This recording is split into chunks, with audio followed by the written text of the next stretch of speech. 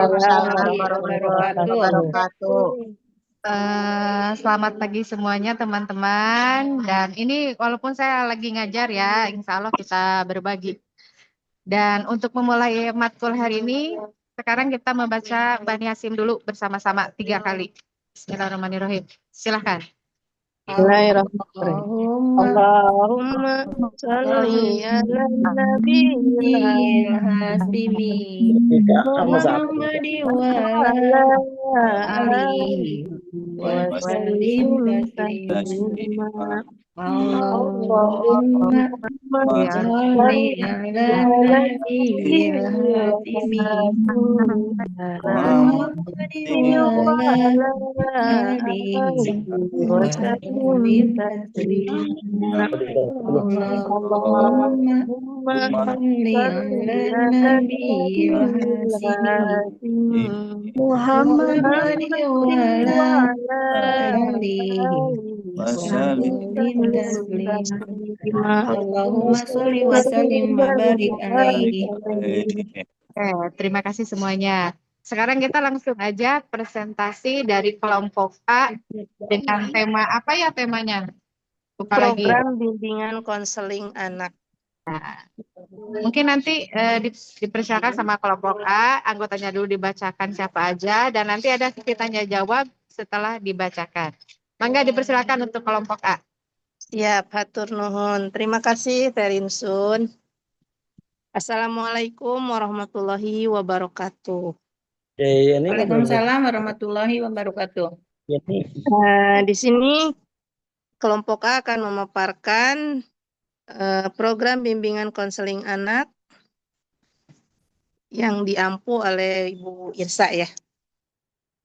Di mana kelompok A ini beranggotakan ada 9 orang ya. Yang pertama Ibu Saripah Hajar, kedua Bapak Sopian Effendi, yang ketiga Ibu Sumiati, keempat Ibu Rini Apriani, kelima Ibu Ian Yanti, keenam Bapak Topik Hidayat, ketujuh Bapak Suryatno, 8 Ibu Jumartik, 9 Bapak Surono. Kita langsung aja ke latar belakang masalahnya ya. Yang pertama adalah tantangan zaman. Anak menghadapi berbagai permasalahan dalam keluarga, sekolah, dan masyarakat akibat pengaruh teknologi dan lingkungan. Yang kedua adalah fase krusial, di mana masa anak adalah periode penting pembentukan kepribadian dan karakter yang membutuhkan bimbingan tepat. Dan yang ketiga adalah amanah religius. Islam menekankan kewajiban orang tua dan pendidik untuk membimbing anak ke jalan yang benar. Landasan Al-Quran. Hai orang-orang yang beriman, perihalalah dirimu dan keluargamu dari api neraka. Al-Quran surat Al-Tahrim ayat 6. Yang mana di sana menjelaskan kewajiban moralnya, yaitu ayat ini menegaskan tanggung jawab orang tua dan pendidik untuk menjaga serta mengarahkan anaknya. Kalau dalam hadis Rasulullah, tidaklah seorang ayah memberikan pemberian yang lebih utama daripada pendidikan akhlak yang baik. Rumusan masalahnya di sini ada 4 kategori. Yang pertama adalah apa yang dimaksud dengan bimbingan konseling anak.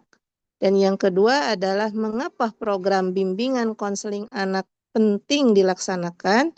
Dan yang ketiga, bagaimana bentuk program bimbingan konseling anak yang efektif.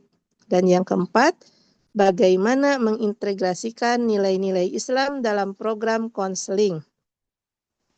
Yang keempat adalah hakikat bimbingan konseling anak. Pertama, definisi umumnya, yaitu proses pemberian bantuan kepada individu agar mampu memahami diri, mengatasi masalah, dan mengembangkan potensi. Perspektif Islam itu bimbingan anak agar fitrah yang Allah titipkan tetap terjaga dan berkembang optimal. Tujuan utamanya itu menumbuh kembangkan fitrah anak menjadi pribadi beriman, berilmu, dan berakhlak mulia. Yang kelima adalah konsep fitrah dalam Islam. setiap anak dilahirkan dalam keadaan fitrah, maka orang tuanya yang menjadikan Yahudi, Nasrani, atau Majusi. Hadis riwayat Bukhari Muslim. Nah, ada 3 kategori ya, yaitu mengenal Allah, potensi bawaan untuk mengenal dan mencintai Sang Pencipta. Yang kedua, mencintai kebaikan, kecenderungan alami untuk berbuat baik dan menolak keburukan. Dan yang ketiga adalah mencari kebenaran, dorongan internal untuk menemukan dan mengikuti jalan yang benar. Urgensi program konseling anak. Yang pertama adalah konsep psikologis, yaitu membantu mengatasi masalah emosi, konflik keluarga, dan kesulitan belajar pada periode krisis pembentukan kepribadian. Yang kedua, aspek pendidikan, membantu penyesuaian diri dengan lingkungan sekolah dan meningkatkan motivasi akademik. Ketiga adalah aspek sosial, mengembangkan keterampilan berintegrasi, kerjasama, dan sikap empati terhadap sesama. Yang terakhir adalah aspek spiritual, yaitu menumbuhkan kesadaran beribadah, memperkuat iman, dan membiasakan akhlak mulia. Peran Islam dalam konseling yang pertama adalah menanamkan tauhid, mengajarkan bahwa Allah selalu mengawasi segala perbuatan manusia dimanapun berada. Kedua, membentuk akhlak mulia, yaitu menjadikan akhlak Rasulullah SAW sebagai teladan dalam menyempurnakan karakter anak. Yang ketiga adalah membiasakan ibadah, mengarahkan anak agar disiplin dalam sholat, doa, dan zikir untuk pengendalian diri.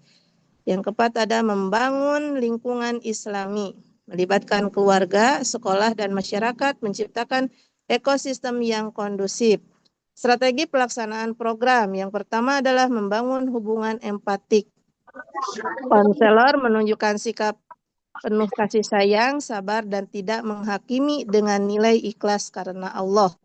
Yang ketiga adalah mendorong muhasabah, melatih anak untuk mengevaluasi diri, mengakui kesalahan, dan berusaha memperbaiki diri. Yang kedua, integrasi Al-Quran dan hadisnya, menggunakan ayat-ayat Al-Quran, kisah Nabi, dan teladan sahabat untuk memotivasi anak. Nah, sekarang yang keempatnya itu pengembangan keterampilan Islam, pengembangan life skill, seperti sopan santun, tolong menolong, dan menjaga lisan. Dan yang kelima adalah kolaborasi holistik, melibatkan sekolah, keluarga, dan masyarakat dalam program berkelanjutan. Kesimpulannya, amanah Allah, bimbingan konseling anak adalah bentuk nyata amanah Allah untuk menjaga dan mengembangkan fitrah manusia. Generasi unggul, dengan integrasi nilai Islam, program ini membentuk generasi cerdas, sehat psikologis, kokoh spiritual, dan berakhlak mulia. Sinergi berkelanjutan yaitu keberhasilan membutuhkan sinergi sekolah, keluarga, dan masyarakat untuk menghadapi tantangan zaman. Sekian dan terima kasih. Dan apabila ada pertanyaan, silahkan. Dipersilahkan.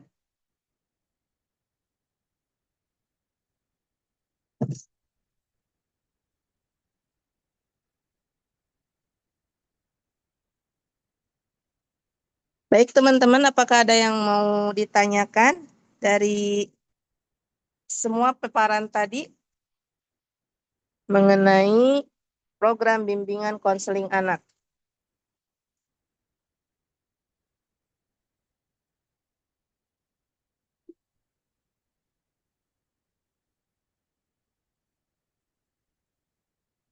Bagaimana? Tapi kan ya kita nggak bisa. Halo, Assalamualaikum. Waalaikumsalam warahmatullahi wabarakatuh. Assalamualaikum. Waalaikumsalam. Saya ada dosen. Udah dimulai.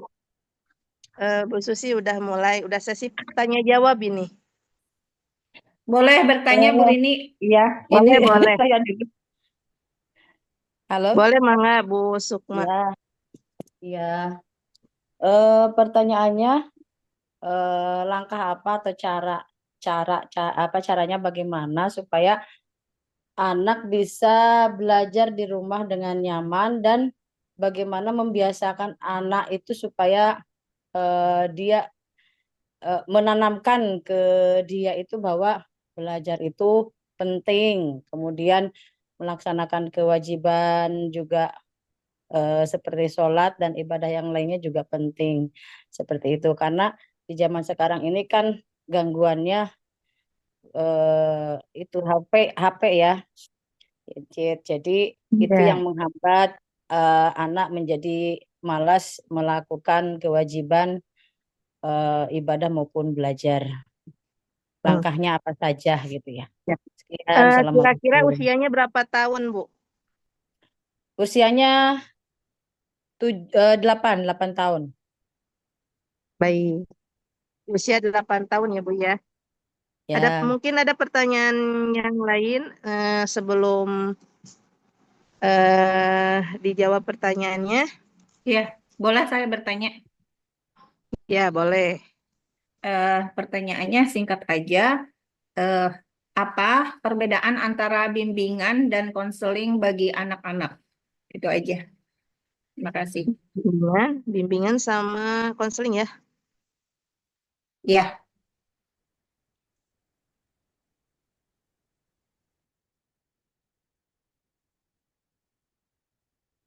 Ada lagi mungkin pertanyaan ketiga.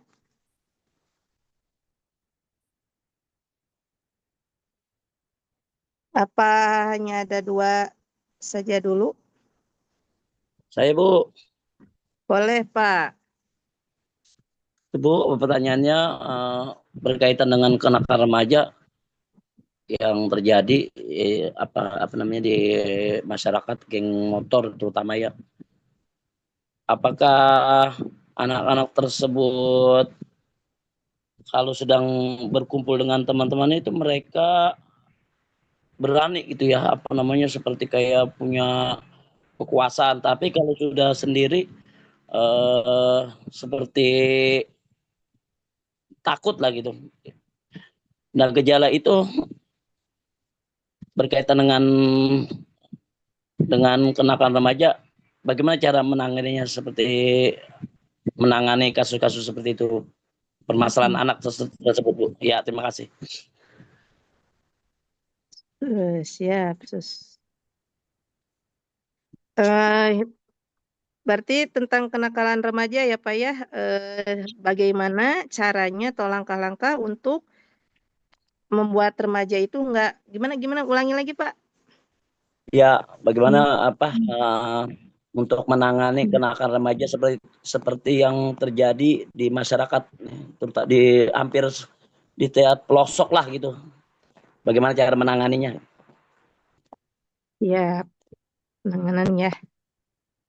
Baik, di sini ada 3 pertanyaan. Bentar, mati lagi HP. Mungkin ada yang mau menambahkan jawabannya dari kelompok A, ada yang bisa bantu dengan pertanyaan langkah-langkah apa saja untuk meningkatkan anak belajar di rumah dengan nyaman dan aman. Itu pertanyaan dari Bu Sukma. Apakah ada yang bisa menambahkan atau menjawab?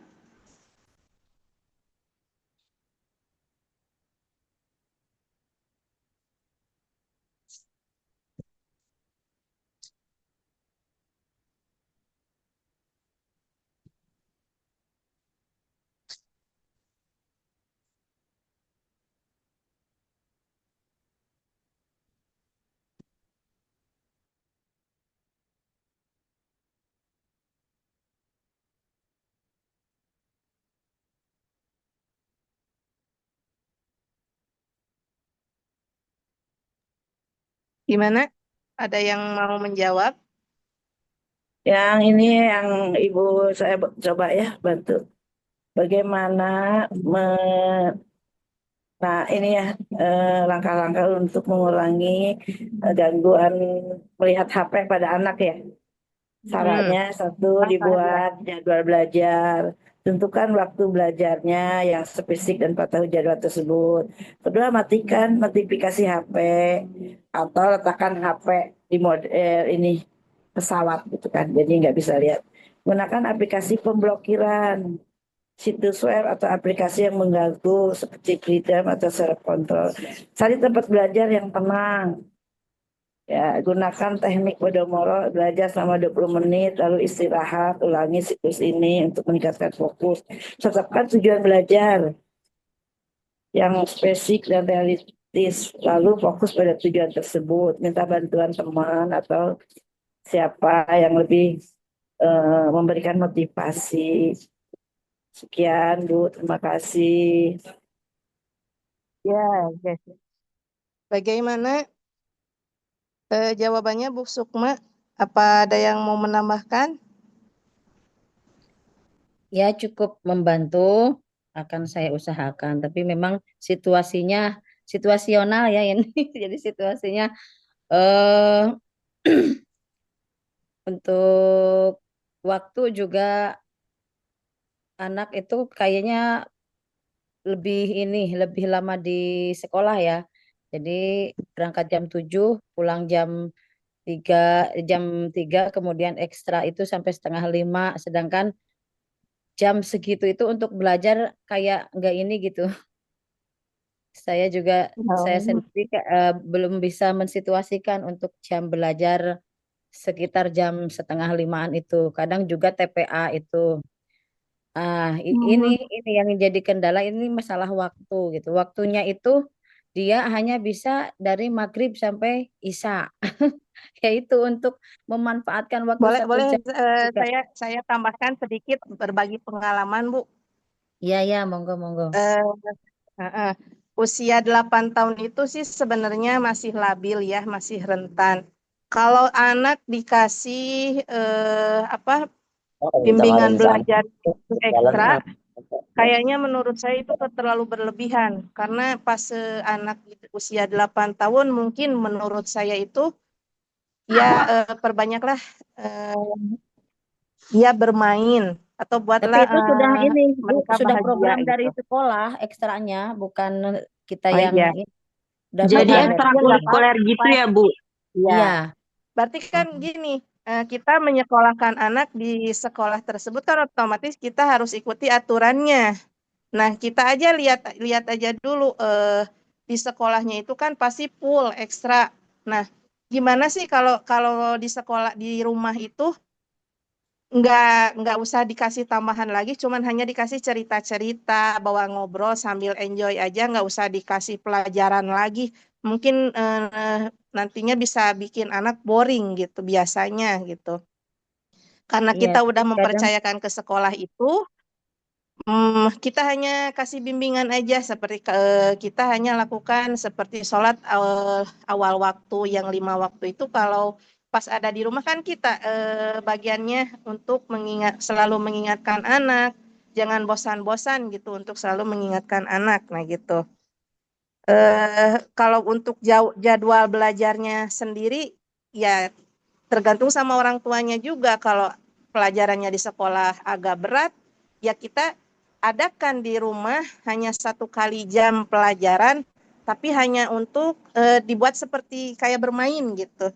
Sambil anak diajak ngobrol apakah menyenangkan atau tidaknya gitu. Jadi anak dibawa curhat gitu. Sambil belajar juga itu juga gitu. Nah, nanti juga cenderung anak bakalan sedikitnya agak kurang kena ke HP gitu. Kalau kitanya selalu ajak mereka sharing gitu. iya sih sebenarnya Biasanya mungkin kalau di usia 8 tahun itu eh, cenderung dengan bermain juga sih, masih bermain juga. Kadang dengan nyanyi-nyanyi juga masih itu juga gitu. Nggak harus fokus di anak 6 tahun atau ya di bawahnya gitu. 8 masih terpental ininya. Iya, kadang kita juga berusaha semaksimal mungkin ya bagaimana supaya anak nyaman gitu. Tapi ya itu tadi dalam waktu 1 jam itu saya rasa ini gitu apa kurang maksimal gitu, kurang maksimal karena kalau tadi anak Halo? Kepental. Iya, kepental. Maaf Jadi tadi ini, kepental. Gimana untuk jawabannya, Bu? Apakah ada iya udah memang ini, merasa cukup eh, gitu? iya, kita usahakan sajalah. Kita usahakan Halo? saja. Iya, iya. Ya kita berusaha semaksimal mungkin Bu, itu dalam Heeh. waktu 1 jam itu Reg-regan ya. dioptimalkan. Ini, Maaf, maaf, maaf. ini nyambung nggak ya saya ya? Halo? Karena usia Nyambung, 8 tahun Bu Oh itu sangat nyambung. sangat Iya, nyambung. sangat Keren, responsif Bu. iya. banget gitu Saya terhadap itu cuma pendekatan di yang rumah menyenangkan. cuma menambahkan hafalan gitu kan. Cuma menambahkan hafalan, Mm-mm. kemudian Nggak apa-apa memantap. Bu, sehari seayat aja juga nggak apa-apa. Iya, tapi itu kayak kesempatan anak itu sampai rumah itu pokoknya HP gitu. Itu. Jadi udah jenuh di sekolah, Mm. udah dengan Mungkin dengan mungkin kesibukan berbagai, Ibu bisa hanya. Mm-mm. Mm-mm. iya. Yang penting Bu, HP juga sih sebenarnya nggak terlalu ini juga ya.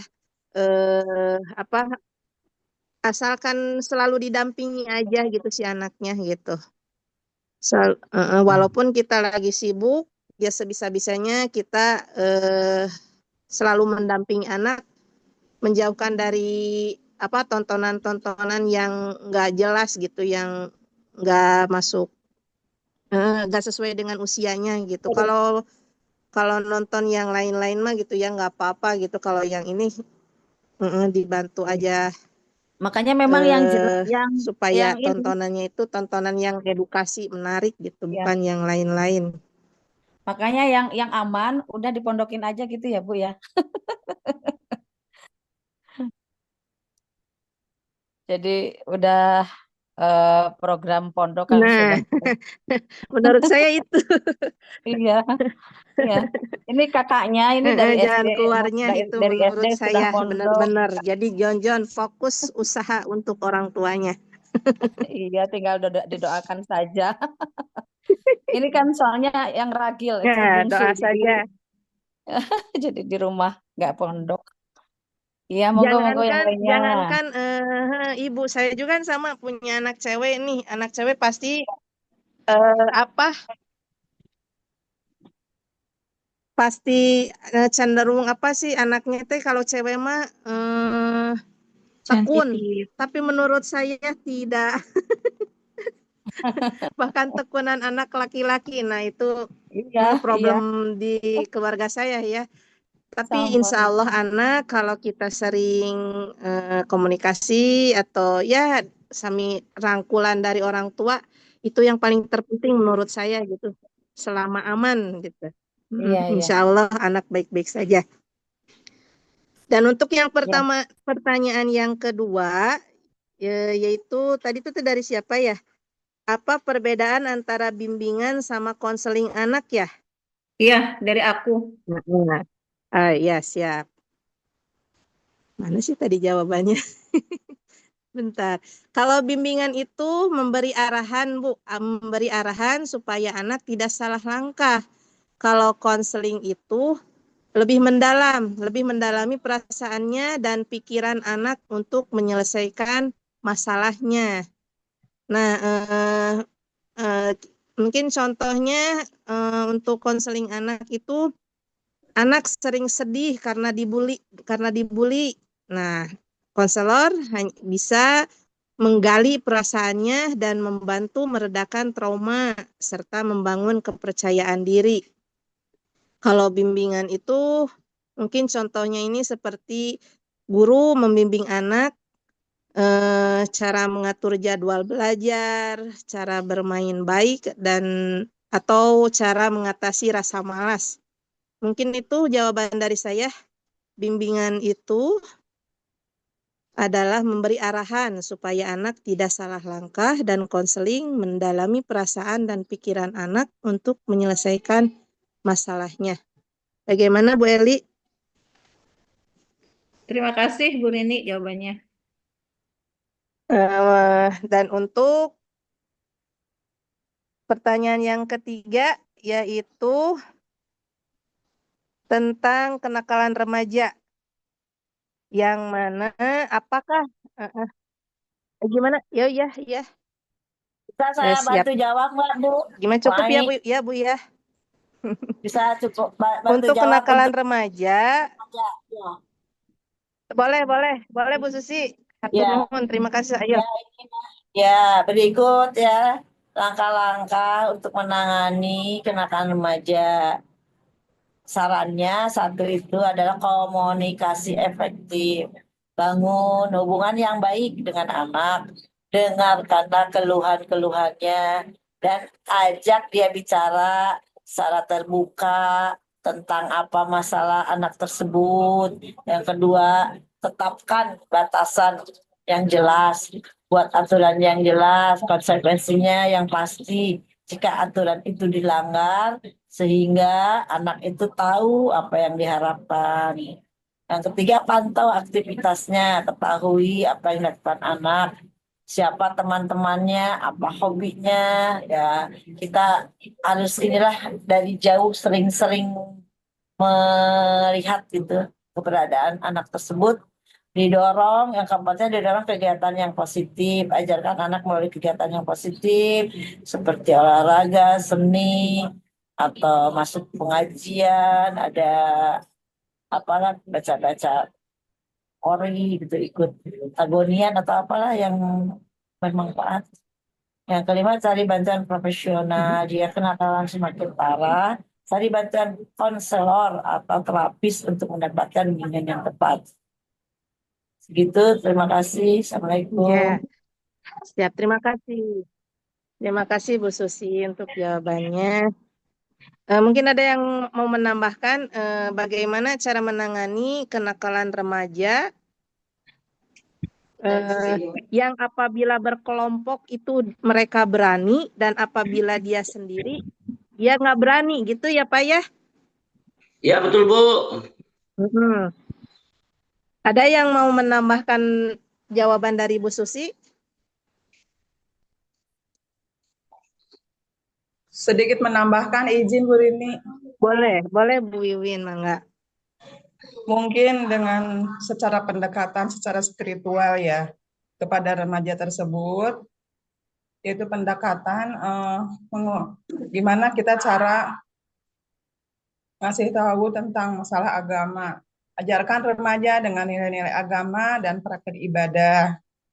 Seperti misalkan kita sholat 5 waktu itu wajib gitu kan. Nah terus bersama keluarga dengan secara kontinu kita mengadakan sholat berjamaah, mungkin dengan cara seperti itu.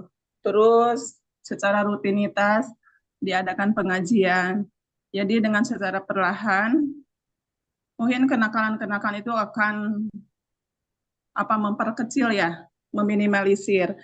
Karena dengan pendekatan secara agama dengan keluarga, mungkin secara itu bimbingan terhadap remaja, kenakalan anak remaja. Juga tanamkan pendidikan karakter ya, remaja dengan pendidikan karakter berbasis nilai Islam, agar memiliki panduan moral dan tidak mudah terjerumus ke hal yang negatif. Mungkin segitu aja Bu Rini.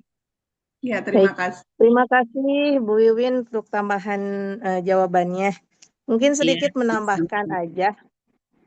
Untuk kenakalan remaja itu yang terjadi di wilayah saya ini Mah ya. Sedikit sharing aja sedikit ya Pak ya. Kita lihat dulu dari segi keluarganya gitu. Apakah keluarganya orang tuanya itu kerjakah karena kesibukannya jadi dia tidak bisa mendampingi anaknya terus gitu. Mungkin kita lihat dulu permasalahan di keluarganya dulu. Anak akan merasa nyaman apabila keluarganya selalu merangkul, selalu mengajak komunikasi. Tapi kalau anak sudah tidak merasa nyaman dengan keluarga, pasti dia akan mencari di lingkungannya. dengan teman sebayanya. Mereka akan berasa berani karena mungkin itu suatu unjuk apa ya, maksudnya keberanian itu kalau berkelompok itu kan mereka jadi berani, apalagi suka apa, itu karena faktor apa gitu, si anak itu makin berani kalau berkelompok karena mereka merasa ada yang melindungi gitu dari teman-temannya itu gitu. Sedangkan dari orang tuanya kan acuh karena kesibukannya masing-masing dengan ya aktivitasnya masing-masing. Jadi si anak merasa di keluarganya itu dikucilkan gitu. Kita lihat dulu permasalahannya dari keluarga. Lanjut ke lingkungan. Kalau lingkungannya jelek, yang mengajak pergaulannya jelek, ya otomatis anak akan terbawa oleh faktor lingkungan itu gitu. Tapi kalau lingkungannya baik, ya pastilah akan baik juga gitu. Nah, kalau masalah kenakalan remajanya itu berani kalau ketika berkelompok itu karena mereka merasa nyaman ada yang melindungi. Kalau dia sendiri, kalau dia sedang sendiri pasti jadi merasa takut gitu. Yaitu karena arus temannya gitu, bukan keinginannya sendiri sebenarnya. Ya intinya kita perkuat komunikasi dengan anak, dengan spiritualnya gitu. Dengan kita harus selalu memuji anak, seharusnya begitu gitu. Salah satu faktor yang paling mendasar itu adalah keluarga. Menurut saya itu Pak. Gitu. Di mana silakan yang lain kalau ada yang mau menambahkan. Terima kasih sebelumnya Apakah kepada Bu ya? Susi, Bu Win, Bu Rini atas jawabannya. Baik, terima kasih. Sama-sama Pak Ustadz. Iya, maaf Bu Rini, bentar mau tahu. Ini kelompok Bu Mangga, Rini mangga. yang hadir cuma 2 orang ya, Bu Rini sama Pak Iya, Taufik, yang cuma lain 2 cuma. orang. Cuma 2 orang, Bu. Ya nggak apa-apa. Mungkin yang lain mungkin bisa membantu pertanyaan dari bukan hanya Alhamdulillah kepada udah jadi teman-teman yang B lain bisa membantu. juga silahkan boleh berpendapat teman-teman. Boleh. Dipersilakan. Iya. Ini kasihan dari tadi Bu Rini aja yang menjawab. Mungkin teman-teman bisa saling membantu karena anggotanya mungkin ada halangan atau Sedikit. apa ya gitu. Karena Mungkin karena kita kelompoknya sedikit dengan masing-masing keterbatasan karena apa itu teh? Berbagai Aktivitasnya masing-masing. Berbagai aktivitas. Boleh bantu yang lain untuk bisa membantu. Ya, boleh. Dengan pertanyaannya. Silakan lanjut. Mangga, mungkin jawaban dari saya semoga bermanfaat dan semoga membantu dan teman-teman semua puas. Ada 3 ya, terima kasih untuk pertanyaannya dan jawabannya semoga membantu. Mungkin itu saja yang bisa saya sampaikan dari kelompok saya, Bu Rinsun. Mangga, saya serahkan kembali kepada Bu Rinsun. Oke, terima kasih kelompok A, hebat, keren. Dan kita lanjut aja ke Bu dosen. Mangga Bu dosen untuk memaparkan semua dari tadi yang kita bahas. Dipersilakan Bu dosen. Alhamdulillah, Assalamualaikum warahmatullahi wabarakatuh. Waalaikumsalam warahmatullahi wabarakatuh. Sehat semuanya Bapak Ibu teman-teman. Alhamdulillah sehat walafiat. Sehat. Dari pemaparan yang disampaikan di kelompok ini dibahas mengenai tentang program bimbingan anak ya, betul Ibu? Ya, ya Bu. Mungkin dari tadi pertanyaan-pertanyaan yang disampaikan, saya juga sangat menarik dari isi PPT-nya. Itu sangat pas, tepat dengan apa yang saya harapkan gitu isinya tuh. Yang dimana memang program bimbingan anak itu bisa terjalin, bisa terbentuk apabila pondasi awal kita ketahui bahwa anak tersebut perlunya untuk dibimbing, perlunya adanya tindakan konseling. Nah, sehingga tadi kan ada muncul pertanyaan ketika anak-anak senang main HP ya, tadi itu pertanyaan pertama tuh. Sehingga tidak termanage gitu kan waktunya, lupa. Iya. saking apa ya disebutnya itu candu gitu. Jadi memang main HP itu ada kayak adiksinya juga ya. Candu tidak mau lepas, apalagi kalau kita udah seneng scroll, sampai lupa waktu, sampai lupa waktunya ini ngaji, waktunya ini untuk sholat gitu. Nah, maka dari itu sebagai konselor yang pastinya masa anak itu konselornya itu fokus utamanya adalah edukasi atau bimbingan dari keluarga, yaitu orang tuanya itu sendiri, sehingga anak itu bisa memanage waktu walaupun adanya masa digital ini gitu. Mungkin salah satu penerapan parenting ya dari orang tua saya sendiri nih mengenai HP itu memang balik lagi kepada bimbingan orang tua. Apabila memang orang tuanya begitu tegas dan bijak juga dalam mengatur, dalam memberikan fasilitas, sehingga anak pun mampu memahami dan mengerti situasi kondisinya. Nah, perihal HP ini memang di zaman sekarang sungguh ini kita tidak bisa dipungkiri ya dan tidak bisa lepas anak itu dari HP karena segala sesuatu juga informasi, edukasi, bahkan segala hal itu sangat dibutuhkan dari HP. Sehingga memang saya tidak menyalahkan ketika orang tua juga memfasilitasi HP itu. Hanya saja waktu dulu zaman saya mungkin ya ketika orang tua melihat dulu tuh zaman saya mungkin kalau internet masih dibatasi di masih adanya Facebook gitu. Kalau TikTok, Instagram itu belum terlalu masyhur. Sehingga dulu orang tua bilang bahwa ketika saya bilang, nih teman-teman tuh banyak banget yang pegang HP, pengen gitu main game, terus bisa komunikasi dengan teman yang jauh gitu. Tapi orang tua bilang, kenapa kita harus berkomunikasi dengan yang jauh? Kenapa kita tidak membangun silaturahmi yang semakin erat dengan orang-orang terdekat dengan cara apa? Ya kita main bareng aja sama temen. Kalau istilahnya orang sudah mah disamper gitunya. Ayo main sehingga main tuh langsung dengan tatap muka, ngobrol tuh enak gitu kan lebih efektif komunikasinya. Jadi orang tuh benar-benar memberikan perbandingan ketika kamu difasilitasi dengan HP dengan ketika kamu tidak difasilitasi dengan HP. Sehingga saya pun waktu itu ya di zaman SD itu tidak tertarik sebenarnya ke HP karena memang lebih asik untuk main secara langsung dengan teman-teman. Itu yang pertama orang tua kasih pengertian mengenai HP itu sendiri lebih banyak manfaatnya atau lebih kepada madorotnya sehingga anak pun memang di masa SD ya kalau di masa anak-anak praoperasional atau TK itu pastinya ketika dari awal karena saya sering lihat juga orang tua kalau anak nangis rewel gitu ya, akhirnya dikasih HP suruh nonton YouTube. Banyak gitu orang tua yang seperti itu sehingga anak tuh semakin candu dan semakin berkembang dan bertumbuh tuh nggak mau lepas gitu.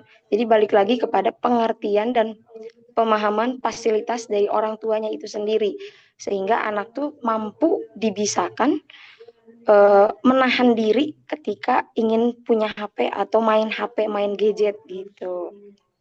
Terus orang tua bilang ke saya tuh bahwa HP itu Neng selain daripada memberikan kamu informasi bahkan memang bisa menjalin komunikasi dengan yang jauh tapi HP itu sendiri khawatir condong katanya kamu lupa diri, kamu lupa waktu sehingga kalau kamu waktunya ngaji nanti kamu malah senangnya ngaji juga bisa di YouTube, ngaji juga bisa di HP gitu kan.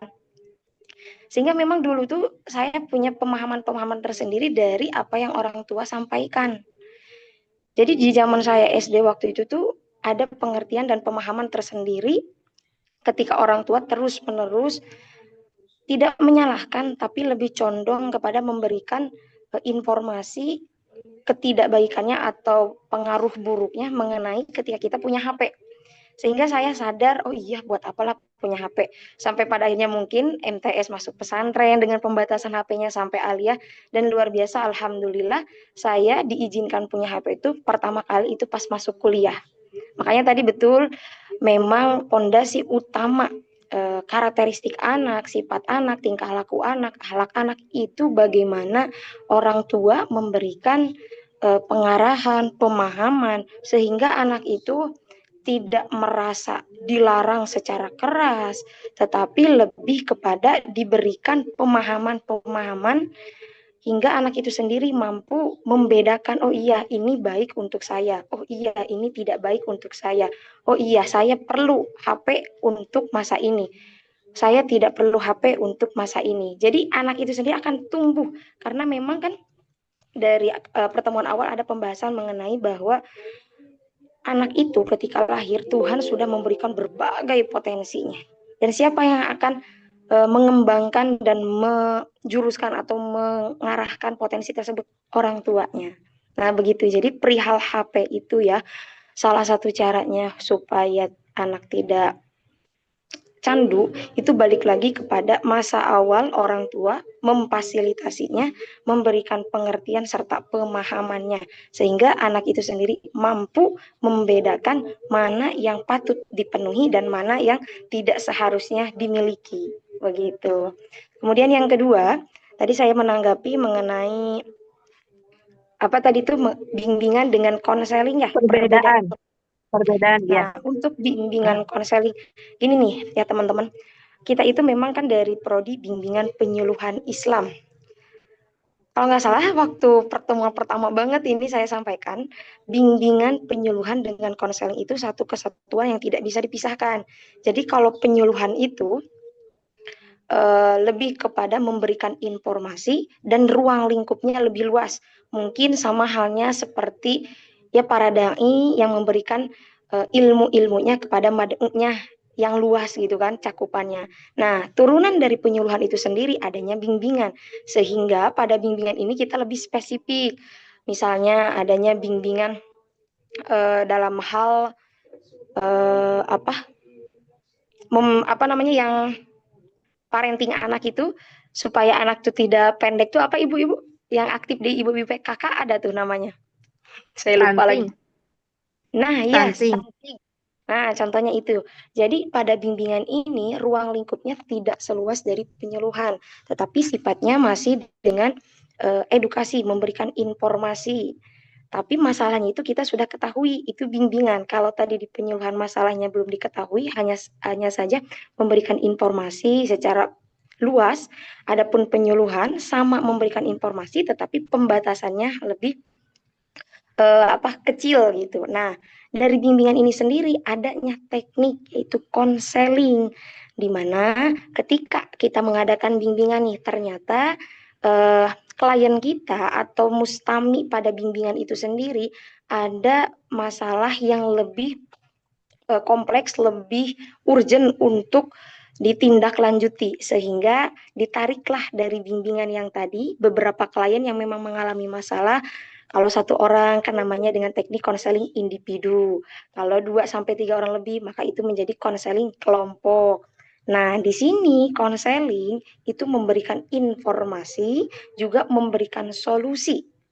Tetapi solusi itu bukan lahir daripada konselornya, melainkan konselor itu sendiri dalam proses konseling memberikan stimulus, sehingga kliennya yang mampu memahami masalah itu sendiri, sehingga solusi pun akan hadir secara natural dari kliennya. Adapun kliennya ternyata sulit memahami sampai benar-benar bingung gitu untuk menyelesaikan masalah yang dihadapinya seperti apa, nah baru stimulus kita lebih kepada solusi begitu. Jadi kalau digrafikan gitu ya, tingkatannya penyuluh itu ruang lingkup lebih luas dengan sifatnya memberikan informasi, turunan ke bawahnya adanya bimbingan, sama-sama memberikan informasi tetapi ruang lingkupnya lebih terbatas. Nah, turun lagi kepada konseling, bukan hanya sekedar informasi, tetapi lebih kepada bisa mengobati, memberikan solusi dengan stimulus-stimulus yang bisa saja stimulus itu kita sebagai konselor hanya mewadahi untuk memberikan stimulus kepada klien menyelesaikan masalah. Begitu, Ibu. Jadi memang satu kesatuan ya, penyuluhan, bimbingan, konseling.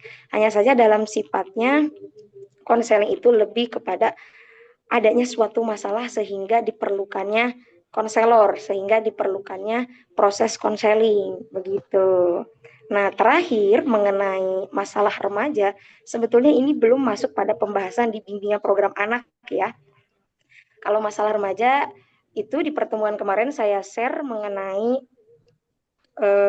pengantar masalah atau bimbingan penyuluhan remaja, yang dimana remaja itu kan masanya transisi ya dari masa anak-anak menuju dewasa, sehingga anak itu mencari jati dirinya, mencari identitas dirinya. Saya itu apa? Saya itu seperti apa?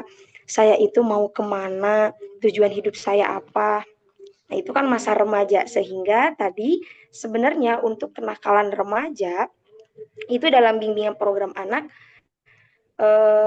pastinya ada pembatasan ya. Bimbingan program anak ini tidak akan masuk ke dalam ranah remaja begitu. Nah, adapun ibu bapak mungkin ingin mengetahui masalah remaja yang tadi katanya ketika sendiri mah tidak berani, tetapi ketika bareng-bareng anak-anak bisa berani. Nah, kita ketahui terlebih dahulu masa remaja dengan masanya transisi, sehingga anak itu bukan lagi pada support sistemnya dari orang tua, tapi lebih kepada lingkungan masyarakat, dan biasanya itu kekuatan anak dipengaruhi besar oleh temannya, sehingga ketika dia mau bertindak, mau berucap itu lebih berani kepada bareng-bareng, ya betul tadi adanya support system, sehingga dia merasa apa yang dia lakukan adanya validasi atau dukungan dari teman-teman. Beda hal lain, contoh di kelas mungkin ya, banyak anak remaja ketika diajak untuk berdiskusi, memberikan pertanyaan atau mungkin tanggapan, itu anak malu untuk mengungkapkannya. Karena apa? Pasti teman di situ tidak semuanya yang mensupport, sehingga dia perlu mendorong dirinya sendiri untuk berani. Begitu. Nah, kenakalan anak remaja itu tidak lain dan tidak bukan, itu kita lihat dari beberapa karakteristik anak yang dimana permasalahan itu muncul dari perkembangan fisik, sehingga kan anak remaja itu fisiknya sudah mulai puber ya, suara berubah kalau di anak laki-laki, kemudian bertambah ukuran badan khususnya di perempuan. Nah, sehingga ketika adanya perkembangan dan pertumbuhan dari fisik itu sendiri, anak akan merasa minder ketika pertumbuhan dari dirinya sendiri itu berbeda dengan yang lain. Contoh misal ketika anak yang ada yang memang sebenarnya udah dipenuhi gitu gizinya, tapi ternyata ketika bertumbuhnya itu ini mah misalnya kecil, yang itu mah lebih besar, ada yang langsing. Nah, sehingga anak itu udah mampu ya, masa remaja itu udah mampu membandingkan diri sendiri dengan yang lain, sehingga dia itu merasa, wah aku nggak sama nih dengan mereka, wah aku malu, dia mah misalnya badannya tinggi, kok aku pendek, wah dia mah langsing, kok aku gendut, kok aku ceking. Nah, dari situlah akan muncul permasalahan-permasalahan yang tumbuh dari internalnya, perasaannya sendiri. Jadi sebelum terjadinya kenakalan remaja itu mereka tumbuh dari pemahaman atas diri, merasa kurangnya dari satu aspek yaitu perkembangan fisik. Nah, itu salah satunya ya. Kemudian yang kedua, ada masalah anak itu emosi, sehingga masa remaja itu emosi anak-anak itu lebih intens, moodnya itu kalau anak-anak zaman sekarang ada mood booster, mood swimming ya. Jadi anak-anak tuh menanggapi apapun yang dihadapi itu cepat dengan emosi, lebih kepada rasa bukan kepada logika. Sehingga ketika melihat nih orang tua atau mungkin di lingkungan sekitarnya terjadinya perselisihan, anak itu larinya kepada perasaan. Lihat orang tuanya bertengkar, dia merasa, wah mereka bertengkar karena aku, mungkin akunya tidak baik, mungkin akunya kurang memberikan yang terbaik apa yang mereka mau. Jadi lebih kepada menyalahkan diri sendiri. Moodnya itu, emosinya itu sangat rentan kepada menyalahkan diri. Sehingga ketika melihat orang tua bertengkar tuh bukan berpikir, oh itu masalah orang dewasa, tapi lebih kepada menyalahkan posisi sebagai anak, bahwa dia itu kurang mungkin memberikan yang terbaik untuk orang tua. Nah, itu masalah emosi anak. Begitu banyak ya kemarin saya sampaikan di yang slide dikirim sama Bu Rizun, untuk dipahami beberapa aspek permasalahan pada remaja itu dasarnya. Nah, sehingga tadi satu, ketika fisiknya merasa dirinya itu berbeda dengan yang lain, kemudian perasaannya tidak terpenuhi atau tercurahkan, nah akan muncul kenakalan remaja itu karena pelampiasan. Pelampiasannya karena apa? Misal tadi ketika fisiknya merasa kurang, seharusnya dia itu bercerita kepada orang tua. Tetapi karena orang tua dengan berbagai kesibukan atau mungkin dengan berbagai permasalahan yang ada dalam ya antara suami dengan istrinya, sehingga anak itu kalau mau cerita nanti nambah masalah. Atau bahkan ada orang tua yang mendengarkan tapi pas ketika dimintai penanggapan dari anak, si ibu menanyakan gimana neng gitu kan, itu akhirnya anak merasa tidak diwadahi. Nah, ketika dia di rumah tidak diberikan wadah untuk tempat cerita, remaja ini akan lari kepada lingkungan lainnya, dan itu biasanya kepada teman sebaya, sehingga pelampiasan namanya teman ya, jangankan dengan teman, dengan saudara aja kita berbeda karakteristik gitu ya, berbeda sikap, berbeda ucap. Ini dengan ruang lingkup yang lebih besar, yaitu temannya sendiri dengan berbagai pengaruhnya. Nah, sehingga ketika dia mendapatkan wadah untuk menceritakan emosinya, dia akan mengikuti gaya dari teman tersebut. Nah, kalau istilah zaman sekarang adanya pressure gitu ya, mengikuti tekanan dari teman sebaya. Misalnya teman sebayanya bilang bahwa udah nggak usah mikirin masalah di rumah, mending kita main bareng aja. Nah, main bareng di situ biasanya anak-anak kan ada yang melampiaskan, maaf kalau laki-laki misal dengan rokok, ada juga dengan apa namanya main sampai malam karena merasa katanya angin malam itu menyejukkan daripada di rumah, yang akhirnya muncullah kenakalan-kenakalan remaja begitu. Jadi balik lagi, kenakalan remaja ini sebenarnya tidak akan muncul bila mana di rumah itu orang tuanya sudah dimampukan, dibisakan untuk mewadahi perasaan si anak, bahkan ketika masa operasionalnya atau masa PAUD-nya itu dipenuhi juga. Jadi dia tidak akan merasa segala sesuatu yang di rumah ini tidak ada yang berpihak kepada saya sebagai anak, yang pada akhirnya dia lari ke lingkungan luar, ke masyarakat atau teman sebayanya gitu.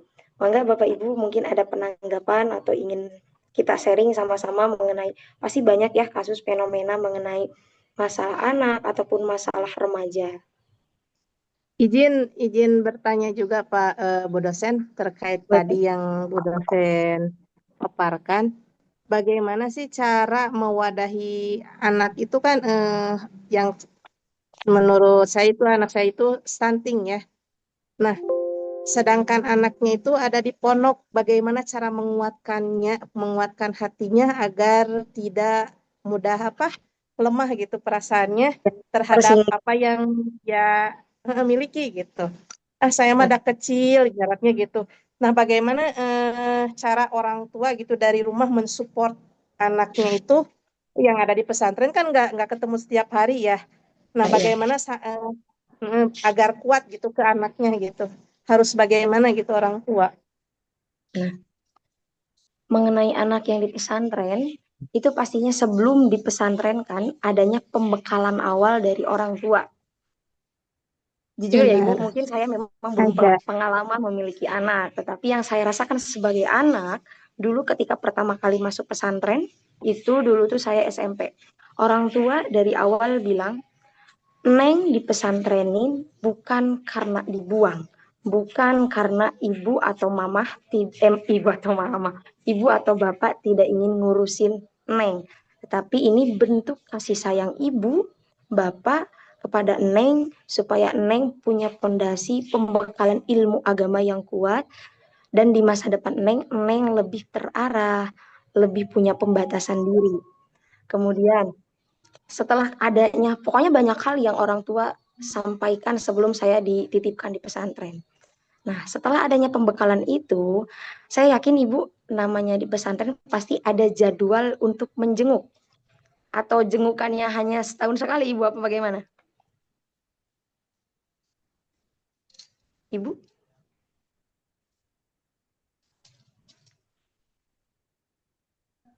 Ini tadi Ibu yang bertanya siapa? Bu Rini. Rini. Ada kan ya Ibu jadwal untuk menjenguk?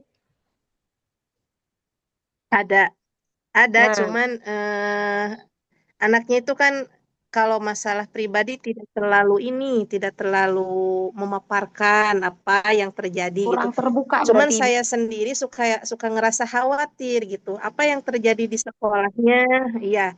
Kalau tapi dia emang kelihatannya kuat gitu ya. Kelihatannya kuat. Cuman perasaan saya gitu ngerasa apakah di sekolahnya ada yang ngebully lah gitu ya, suka suka bertanya-tanya, muncul pertanyaan-pertanyaan Ya. itu. Cuman anaknya bilang, ah biarin aja. Nah, tanggapan saya itu seharusnya bagaimana pengennya gitu saya gimana ya, eh, pengen nggak Menanggapi si anak itu. muncul Pertama kan supaya nampilin anaknya kecemasan terbuka itu juga gitu. ya Ibu, nyaman dengan Ibu ya. Mm-mm. Iya, iya gitu. Kalau boleh tahu anaknya Ibu wanita atau laki-laki? Laki-laki, Oh iya, laki-laki. laki-laki.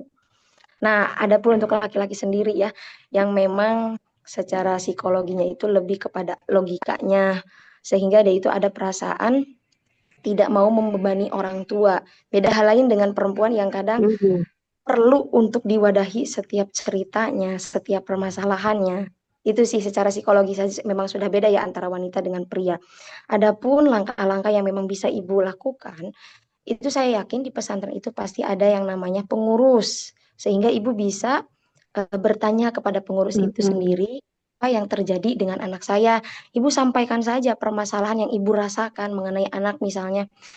Kadang ngelihat itu kurang semangat, kadang ketika dijenguk itu saya tanya dia kurang bercerita bilangnya nggak apa-apa baik-baik aja mah, tapi saya merasakan entah itu dari namanya naluri seorang ibu ya, kadang kelihatan dari matanya, gerak-geriknya. Nah, Ibu sampaikan itu dulu kepada pengurusnya. Nanti yakin seorang pengurus itu biasanya mencari tahu dari pihak sekolah seperti apa, kemudian di pesantren dengan teman-temannya bagaimana. Karena memang orang tua kan ada batas ya dengan anak kalau di pesantren. Orang tua hanya tahu perihal anak itu dari laporan-laporan pengurusnya. Jadi Ibu bisa aja intens terus tanyakan aja kepada pengurus. Kenapa anak saya seperti ini, bagaimana di sana, bagaimana di sekolahnya, itu boleh Ibu tanyakan. Sehingga ketika Ibu dapatkan informasi awal mengenai anak Ibu yang disampaikan dari pengurus, nah adanya waktu penjengukan, Ibu di situ sudah ada dasar awal untuk memberikan pertanyaan atau bahkan pernyataan untuk menstimulus anak, eh, anak itu jangan sampai merasa ibunya itu menerka-nerka, tapi lebih kepada, loh kok ibu saya tahu apa yang saya rasain. Nah, sehingga anak tuh akan muncul kesadaran tersendiri ingin menyampaikan apa yang dirasakannya. Ketika orang tuanya memang memberikan pernyataan atau pertanyaan yang tepat sekali dengan apa yang dia rasakan. Nah, perasaan itu ibu ketahuinya dari hasil ibu bertanya kepada pengurusnya, begitu. Baik, Jadi terima kasih Bu Dasen. Membantu pokoknya banget. bagi orang tua di sini ya, yang memang anaknya di pesantren, itu memang kita tidak bisa langsung untuk bertanya kepada anak, memperhatikan, memantau. Karena dari awal juga kan kita sudah mempercayakan ke pesantren. Sehingga langkah awal yang harus kita lakukan adalah intens juga bertanya kepada pengurus, bagaimana anak saya di sana, seperti apa. Lalu kalau boleh tahu dengan teman-temannya, apakah ada permasalahan apa enggak, di sekolahnya apakah ada sesuatu yang terjadi atau enggak. Nah, itu orang tua harus melakukan itu sehingga ketika adanya penjengukan, orang tua sudah punya modal gitu untuk memberikan pertanyaan atau pernyataan untuk menstimulus anak sehingga dia merasa, wah, ibuku mengerti apa yang kurasa, bapakku paham apa yang kuinginkan. Nah, begitu. Nah, setelah itu terpenuhi, saya yakin insya Allah anak itu sendiri mau untuk lebih terbuka kepada orang tuanya. Begitu, Ibu. Baik, terima kasih, membantu sekali Bu. Biar nanti 2 minggu lagi saya Sama Iya, Ibu iya. saya punya adik gitu. Orang tua juga suka bertanya karena memang pengurus kan banyak sekali gitu anaknya. Sehingga saya juga sampaikan ketika ibu bapak ingin bertanya kepada pengurusnya, tolong lebih bersabar dengan segala informasi yang diharapkan gitu. Karena kan pengurus itu tidak bisa gercep mungkinnya pas respon untuk memberikan jawaban.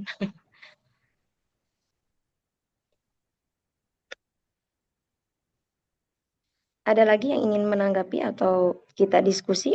Masih ada waktu apa sudah cukup ini ya?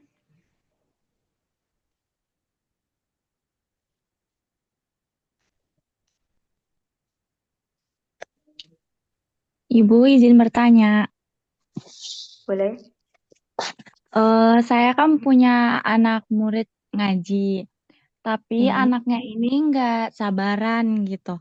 Kayak misalkan kalau kita lagi ada berbagi apa, dia pengen eh, duluan gitu, tapi apa waktunya misalkan nih kalau ada waktu pulang, selalu pengen pulang duluan, tapi kan kalau pulang duluan kita selalu memberi pertanyaan gitu ya.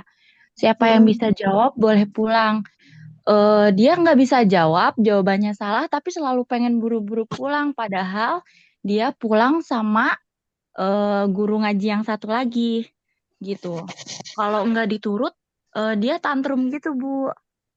Itu kita nyikapinya gimana ya? Takutnya berefek kepada anak-anak yang lain dan anak-anak yang lain bisa ngebully dia gitu. Boleh disederhanakan maksudnya gimana? Mohon maaf. Jadi si anak ini apa-apa pengen duluan pulang atau pengen duluan dapet. Sedangkan kalau misalkan kita memberi pertanyaan, dia nggak bisa jawab. Sedangkan kalau kita mau pulang, kita ngasih pertanyaan dulu nih, siapa yang bisa jawab boleh pulang atau dapat apa nih gitu. Tapi dia apa nggak bisa jawab dan pengen aku mau duluan, aku mau yang ini gitu. Jadi teman-temannya ngomong gini, sabar dulu, Cina. Apa kayak nanti juga dapet. Jadi teman-temannya juga ikut kesel ngeliat sikap dia, jadi tantrum. Iya. Selalu kayak nangis gini-gini. Terus bu gurunya bilang gini misal, nanti dibilangin mama ya kalau misalkan kamu kayak gini terus. Terus misalkan dia melakukan kesalahan, tapi dia tidak mau mengakui kesalahannya, padahal kita melihat dia gitu. Misalkan dia membuang sampah sembarangan.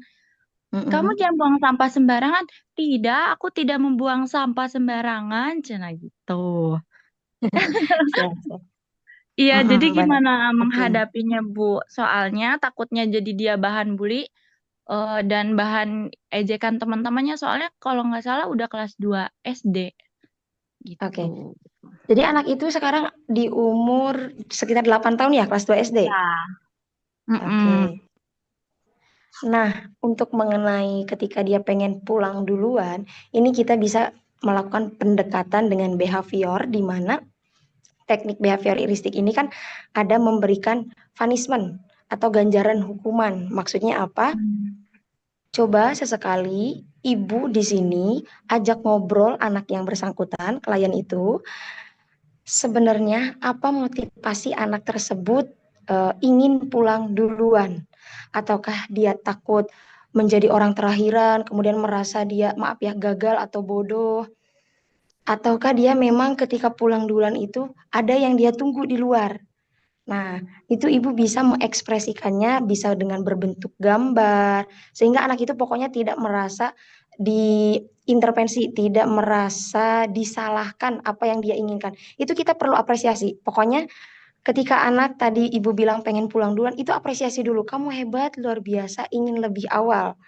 Tetapi coba gitu, sebenarnya motivasi ingin lebih awal itu karena apa? Sedangkan kan jadi diajak ngobrol dulu, Bu.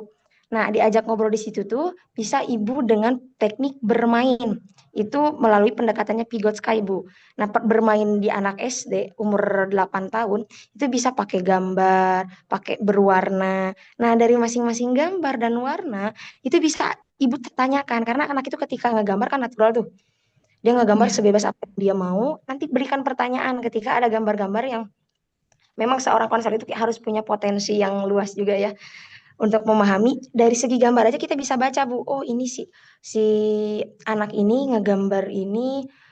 Misal dia ngegambar pohon, kenapa pohonnya harus ada buahnya, kenapa pohonnya harus berbentuk ini.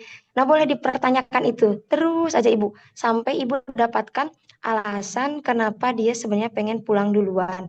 Apakah dia takut merasa gagal atau bodoh, atau dia memang ada yang ditunggu di luar. Nah, setelah tahu alasannya, Ibu di situ bisa bantu untuk memenuhi apa yang dia mau. Coba kalau kamu ingin mendapatkan apa yang kamu maunya diberikan apa, kamu maunya seperti apa. Pasti dia ada apa ya, jawaban tersendiri ketika dia misalnya dia pengen jajan, berarti dia harus minta uang dulu ke orang tua. Terus dia misalnya di rumahnya ditanyain juga sama ibu, di rumah ketika kamu ingin sesuatu, apa yang diberikan oleh orang tua. Sehingga ibu mampu memberikan pendekatan-pendekatan yang tepat juga sebagaimana parentingnya di rumah. Nah, di situ tuh kalau ibu sudah ketahui ya apa yang dia inginkan, apa yang dia bisa penuhi dengan apa yang dia inginkan, syaratnya itu apa gitu. Sehingga pertanyaan yang ibu ingin berikan kepada anak-anak di kelas itu bukan lagi mengenai apa ya, informasi yang misalnya 2 tambah 2, karena tidak semua anak itu kan tidak semua anak itu menyukai perhitungan. Ada juga yang suka dengan tumbuhan, ada juga yang suka dengan warna, berbagai hal. Nah, di situ ibu bisa memberikan cara supaya anak ini pulang duluan tanpa diketahui yang lain. Jadi dia tetap mendapatkan bagian pertanyaan yang dimampukan hingga dia juga bisa pulang duluan. Tapi tanpa diketahui yang lainnya Ibu, sehingga tidak ada iri. Nah, kalau itu sudah terpenuhi, kan langkah awal dasar, nanti baru Ibu tindak lanjuti lagi. Boleh nggak kalau Ibu nanti bertanyanya tidak hanya tentang ini, tidak hanya yang tentang kamu sukai, biar kamu bisa mengeksplor lagi, bisa mengembangkan lagi pemahaman, pengetahuan kamu gitu. Sehingga Ibu nanti kan berkembang, tidak hanya lagi menyukai apa yang dia mau. Jadi bisa menyamaratakan dengan yang lain. Jadi sedikit-sedikit aja Ibu itu perlahan. Ya memang konselor apalagi untuk mengajarkan anak PAUD ataupun SD yang masih dasar kelas 1, 2, 3 itu perlu kesabaran. Nah itu setelah Ibu beres dengan anak, kolaborasi Bu dengan orang tuanya di rumah. Jangan sampai ternyata Ibu menuntun anak ini setiap apa yang dimau itu tidak semua dipenuhi, melainkan ada beberapa hal syarat yang harus dipenuhi sehingga anak dimampukan untuk mendapatkan apa yang dia mau. Coba kolaborasi juga dengan orang tuanya. Jadi pendidikan yang didapat di sekolah itu diseimbangi juga dengan pendidikan di rumah.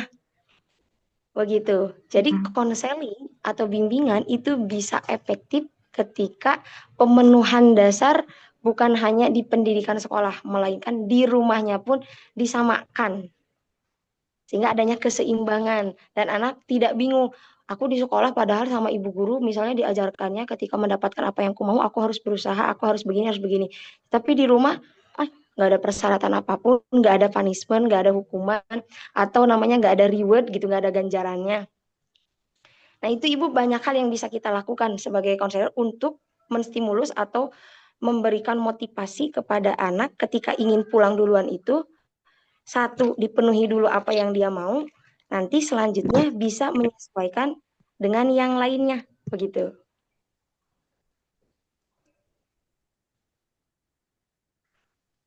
Gimana Ibu?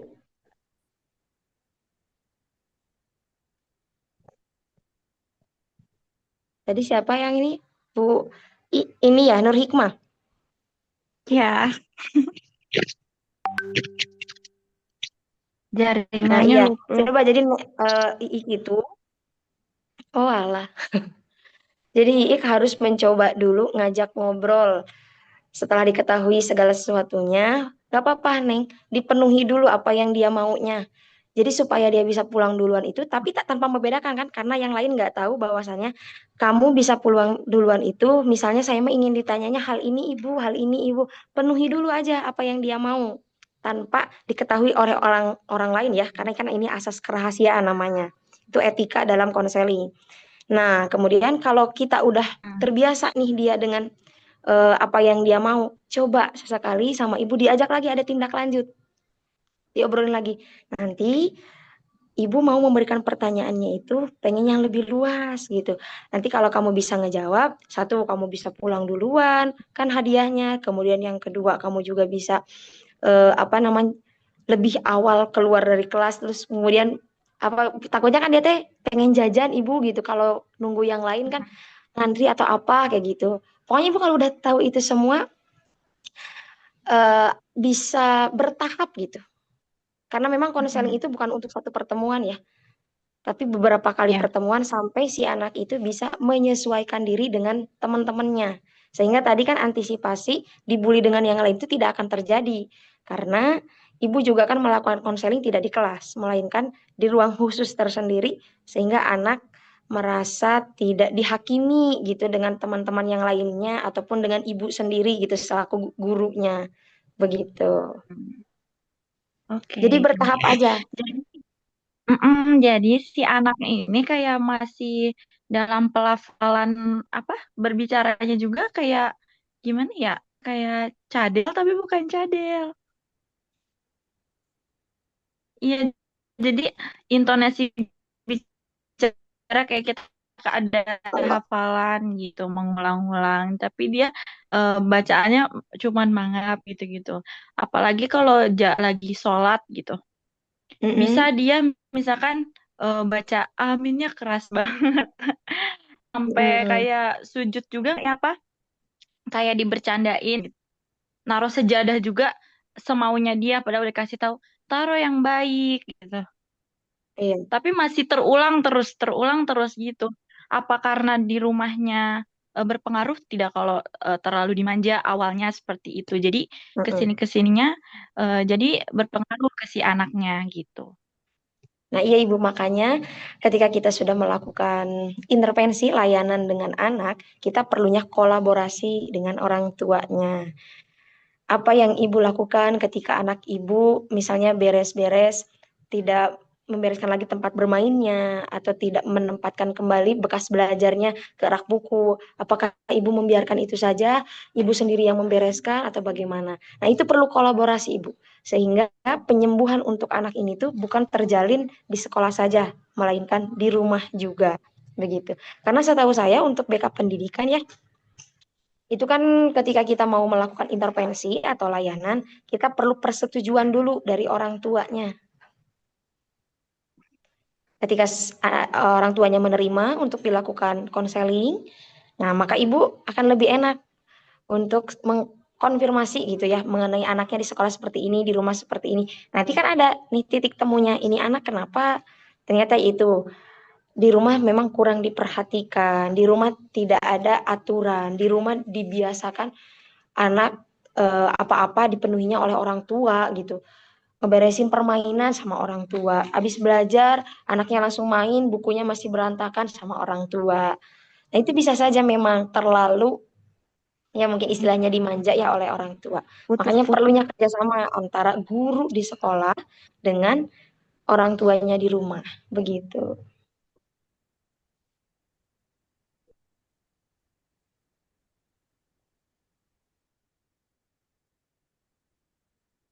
Oke teman-teman ya, berhubung ini sudah 8.28, 2 menit lagi saya akan masuk perkuliahan. Pada intinya untuk program bimbingan anak, layanan bisa diberikan setelah kita punya analisis permasalahan di awal, apa yang anak hadapi, apa yang anak rasakan. Nah, ketika itu kita sudah tahu, punya modal gitu ya, mengetahui permasalahan anak itu sendiri terjadi karena apa saja, di keluarganya seperti apa, di pertemanannya seperti apa, bahkan di sekolahnya bagaimana. Nah, maka adanya intervensi dari konseling dengan beberapa teknik yang tepat sehingga lebih efektif untuk menyelesaikan masalah si anak. Itu program bisa terjalin.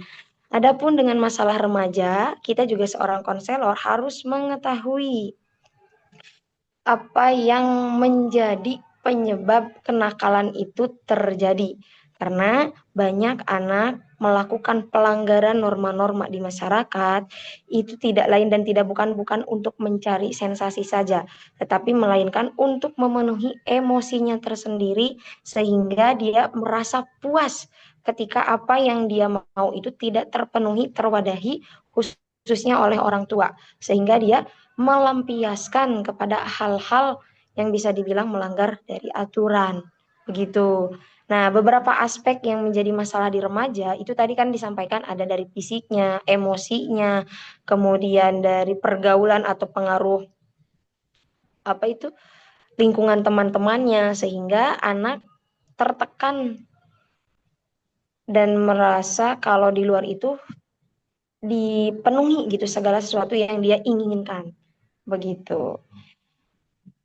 Jadi konseling bisa efektif itu ketika kita mengetahui perkembangan pertumbuhan yang seharusnya dibutuhkan sehingga ketika tidak terpenuhinya itu masalah yang akan terjadi itu ada beberapa hal ini. Nah, begitu. Jadi adanya apa disebutnya itu kalau di dokter itu diagnosis.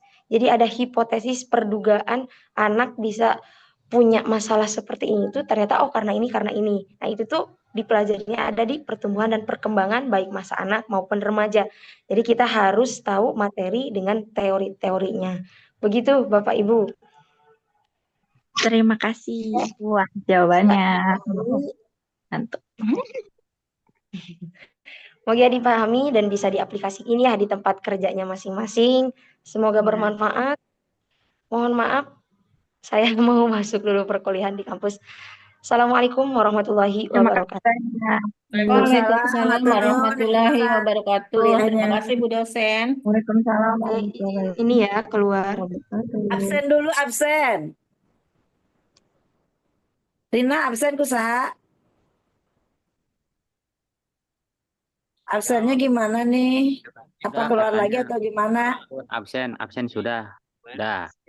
Kita keluar lagi dari ini atau diam di sini? Udah nanti habis duhur, habis Jumatan. Aja kalau Sekarang udah tutup. nggak ada matkul nanti jam 1 ada lanjut ya. Itu sudut. Sekarang tutup ya? Suku izin keluar ya. Gabani Hasim dulu. Iya.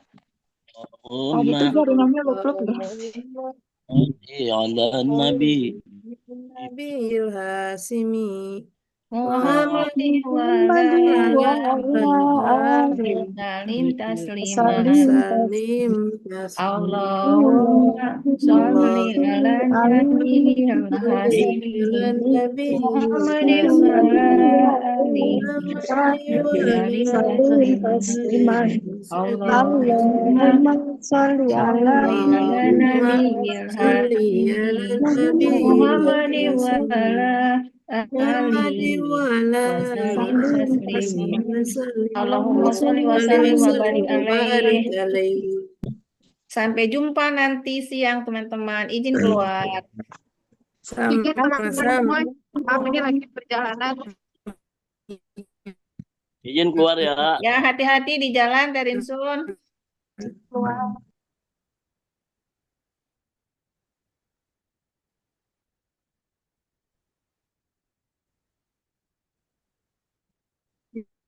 keluar juga.